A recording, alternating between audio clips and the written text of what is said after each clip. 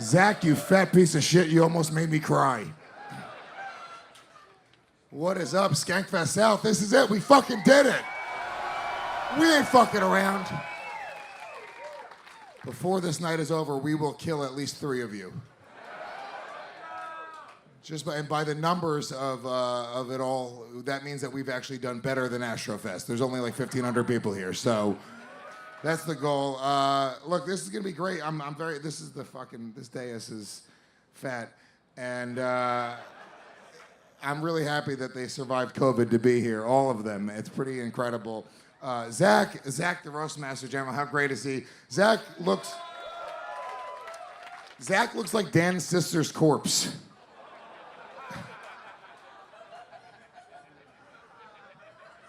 Zac is pansexual. He once fucked a tray of brownies.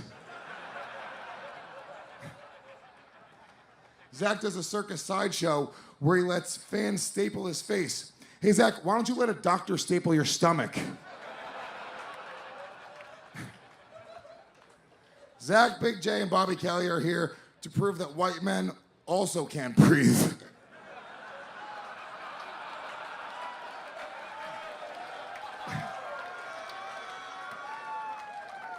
When Ralphie May died, did the 3 of you pour out some gravy for your fallen brother?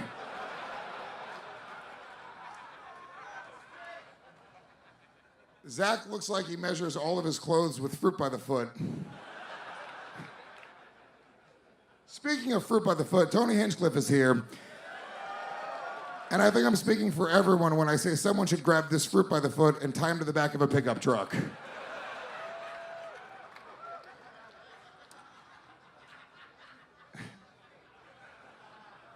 Tony's now removed Netflix special was called One Shot. We all wished it was an impression of Richard Jeni.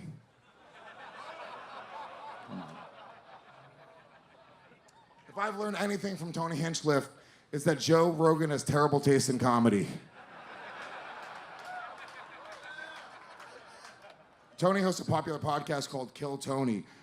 Hey, get out of my head. Kill Tony, punch Shane, rape Kim.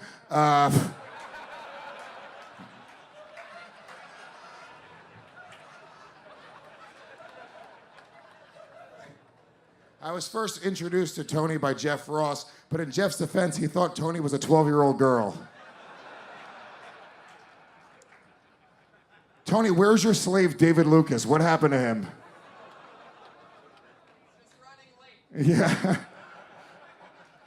He isn't here because he's off fighting Godzilla right now.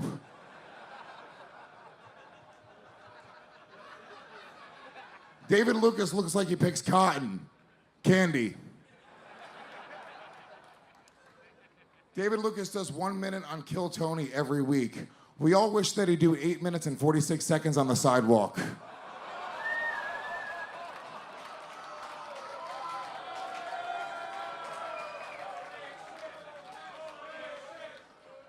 The truth, Joe List is here.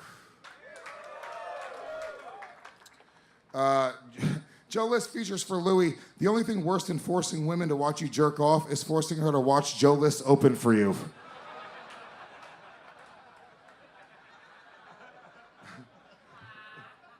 Joe looks like Dr. Bunsen Honeydew and Beaker had a baby. That's my favorite joke that I wrote for this roast. I mean, if you could understand how accurate that fucking description is. Joe, you're so nerdy, you look like Peter Parker got bit by a radioactive Peter Parker.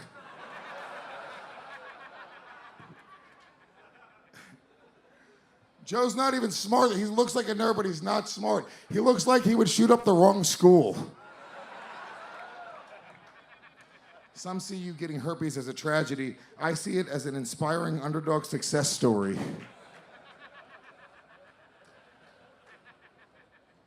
The great Robert Kelly is here. I wouldn't fucking be here if Robert Kelly wasn't here. You're the fucking best, dude. I love you to death. I really do. I'm so sad that you're gonna be dead in like a year and a half. Bobby Kelly is buying a tiny house right now. Well, it's a regular size house, but it's tiny for him.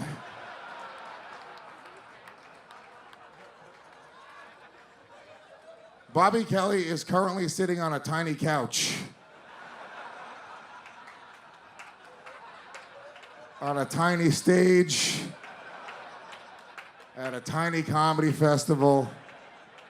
In a tiny state.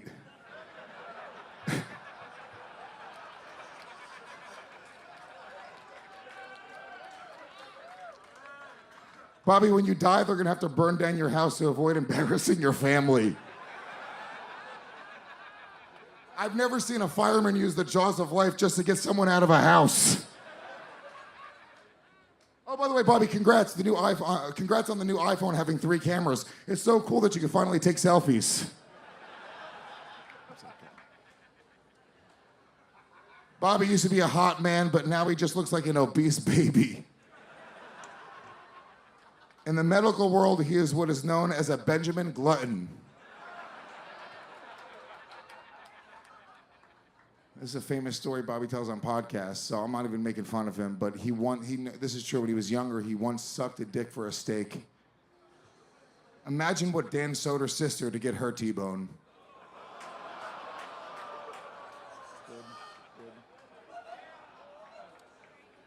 Give it up for the amazing racist, Shane Gillis. You know Shane Gillis from Saturday Night Live, related articles. We actually moved Skankfest down here because we were told that Shane wasn't allowed to be seen live from New York.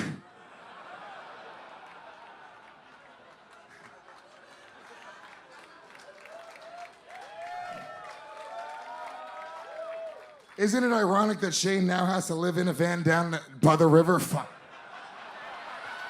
It's a good joke, though. It's a good joke. Yeah, I wrote that one. I'll tell you when it's not mine. There's a couple of them in here that are fucking written by way better comedians. The notes are fucking mixed up.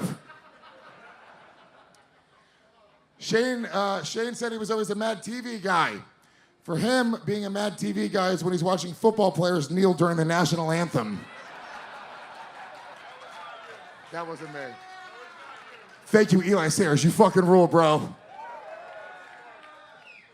Shane, you should actually play football again. It's the only way you might one day end up in a cast. Shane's favorite comic is Louis because he thinks CK stands for Chink Killer.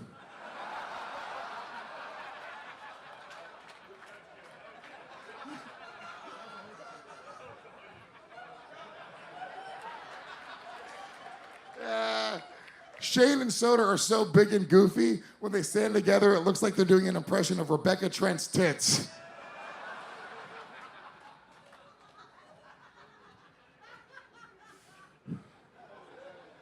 If a bundle of sticks is called a faggot, and a bonfire is a bundle of sticks on fire, then the bonfire on Sirius XM is for flaming faggots. Dan Soder. One half of the bonfire. Also on the show Billions, where he makes thousands. Billions is also the daily calorie intake of this dais. Dan does a pretty good Macho Man impression, but I prefer his sister's. Oh no!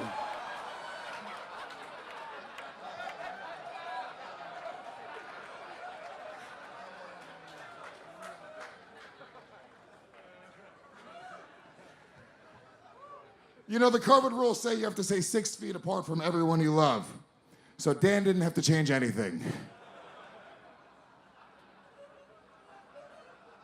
All right, Dan, I'm done making fun of your family. I'm sorry. On to something less dark. You're from Colorado, the Mile High state. And I guess your sister shouldn't have driven that last mile high.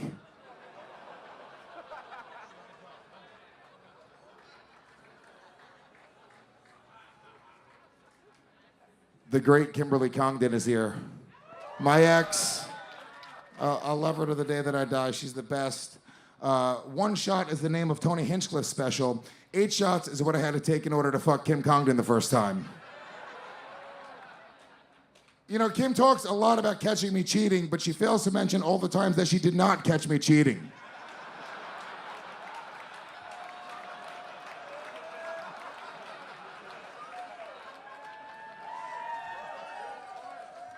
When we broke up, it was mutual. It was a mutual friend who I cheated on her with.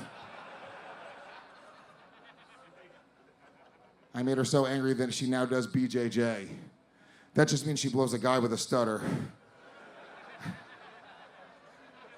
I'm just glad she finally found some people who want to hold her. Kim is a triple threat. Kim is a triple threat. She's beautiful, she's funny, and she has a knife. Some women want to turn their boyfriends into their father. Kim wanted to turn me into my father.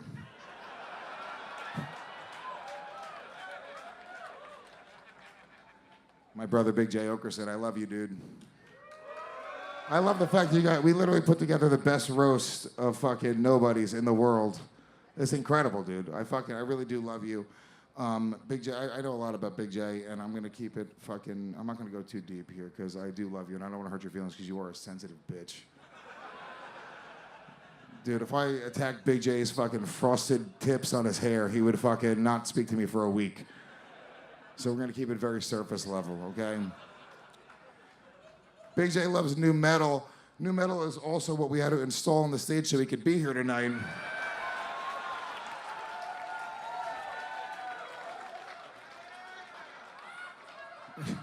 Jay looks like his favorite meal is Lincoln pork. Jay is what happens when they turn the band Korn into high fructose corn syrup.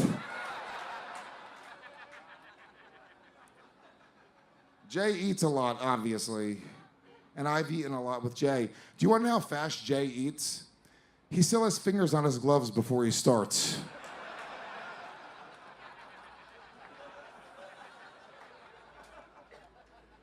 Jay is like the father that I always wanted, too fat for a knife to reach his organs.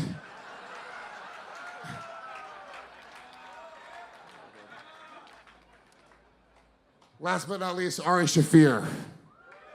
I saved Ari for last because I actually don't like him.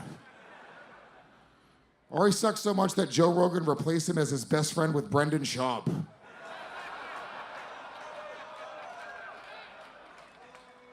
That's like if I replaced Zach with Harrington.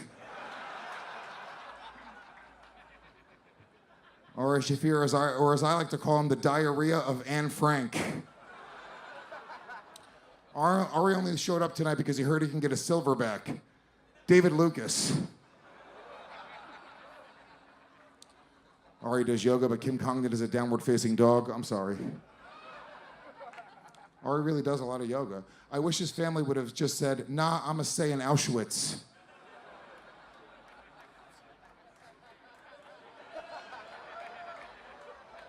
It's my second favorite joke on this roast.